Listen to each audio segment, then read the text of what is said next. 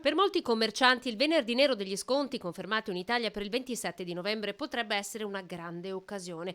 Tutto dipenderà però dal comportamento dei consumatori, se sceglieranno di prediligere i negozi di vicinato, i marchi italiani e aiutare l'economia del territorio piuttosto di buttarsi sul commercio online.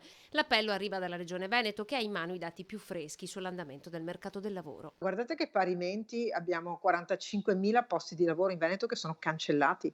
Avremo negozi che non riapriranno più. Guardiamo le nostre città, le botteghe, le vetrine che noi immaginavamo piene di luci negli altri anni durante Natale, che rischiano di rimanere spente. Un aiuto al commercio locale potrebbe arrivare a Natale, anche grazie al Black Friday, ma con l'acquisto di buoni regalo. In città le vetrine hanno già iniziato a colorarsi con i primi cartelli. Secondo la Codacons, il 35% dei regali di Natale verrà fatto proprio durante il Black Friday. Questo sicuramente sì, cercherò di comprare nei negozi del posto e non su internet.